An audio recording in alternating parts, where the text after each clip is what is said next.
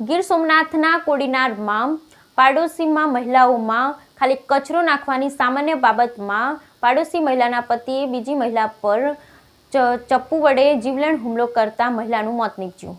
ગીર સોમનાથના કોડીનાર સ્થિત ખાનગી સિમેન્ટ કંપનીની રેલવે કોલોની કે જેને બિહારી કોલોની તરીકે ઓળખવામાં આવે છે, કચરો નાખવા જેવી સામાન્ય બાબતમાં બે મહિલાઓ વચ્ચે ઝઘડો થતા એક મહિલાના પતિ દ્વારા પાડોશી મહિલા સંજુ કુમારીને છરી મારીને કરપીણ હત્યા કરવામાં આવી। આ બાબતે કોડીનાર પોલીસ મૃતક મહિલાના પતિની ફરિયાદ પરથી હત્યારા પતિ પત્નીની ધરપકડ કરી વિશેષ તપાસ હાથ કરી છે। કોડીનાર સ્થિત ખાનગી સિમેન્ટ કંપનીની રેલવે કોલોનીમાં રહેતા હેમંત કુમાર યાદવ નામના યુવાનના પત્ની સંજુ કુમારી યાદવ ઉંમર વર્ષ 39 બપોરના સમય ઘરે હતા ત્યારે તેના પડોશમાં રહેતા ગુડિયા દેવી સાથે કચરો નાખવા જેવી સામાન્ય બાબતમાં ઝઘડો થતા ગુડિયા દેવીના પતિ વિદ્યાસાગર વર્માએ ગુસ્સામાં આવી સંજુ કુમારી ઉપર છરીના ઘા ઝીંકી દેતા તેણીનું ઘટના સ્થળે કમકમાટી ભર્યું મોત નીપજ્યું। ગંભીર રીતે ઘાયલ મહિલાને પ્રથમ અંબુજા મલ્ટી સ્પેશિયાલિસ્ટ હોસ્પિટલ સારવાર અર્થે ખસેડવામાં આવતા ફરજ પરના તબીબે મહિલાને મૃત જાહેર કરી સામાન્ય તકરારનો ઝઘડો ખૂનમાં પલટી જતા પોલીસને જાણ કરવામાં આવી અને મહિલાના મૃતદેહને પીએમ અર્થે કોડીનાર સરકારી દવાખાને ખસેડવામાં આવ્યો હતો। કોડીનાર પોલીસ દ્વારા મૃતક મહિલા પર ખૂની હુમલો કરનાર પતિ પત્ની વિદ્યાસાગર અને ગુડિયા દેવીને ઝડપી પાડી આઈપીસીની કલમ 302, 323, 114 અને જીપી એક્ટ 135 મુજબ ગુનો નોંધી ધરપકડ કરી કાયદેસરની કાર્યવાહી હાથ ધરી દાખલારૂપ કામગીરી કરી છે। આ દ્રશ્યો છે કોડીનાર સ્થિત ખાનગી સિમેન્ટ કંપનીની રેલવે કોલોનીમાં જ્યાં સામાન્ય બાબતની બોલાચાલીમાં થયું છે એક મહિલાનું ખૂન। ઘટનાની જાણવા મળતી વિગત મુજબ ગઈકાલે સાંજે બનેલી આ ઘટના વખતે સંજુ કુમારી યાદવના પતિ હેમંત કુમાર યાદવ જમીને ખાનગી ટ્રાન્સપોર્ટ કંપનીમાં નોકરી કરવા ગયેલ ત્યારે સંજુ કુમારી અને તેના બાળકો ઘરે એકલા હતા ત્યારે તેના પાડોશીમાં રહેતા ગુડિયા દેવી સાથે કચરો નાખવાની જેવી સામાન્ય બાબતની તકરારમાં બોલાચાલી થતા પાડોશી મહિલા ગુડિયા દેવીના પતિ વિદ્યાસાગર વર્માએ અચાનક ગુસ્સે થઈ ધારદાર ચપ્પુથી સંજુ કુમારીને છાતીના ભાગે છરીના ઘા ઝીંકી દેતા સંજુ કુમારી લોહીથી લથબથ હાલતમાં ઘટના સ્થળે ફસડાઈ પડ્યા હતા।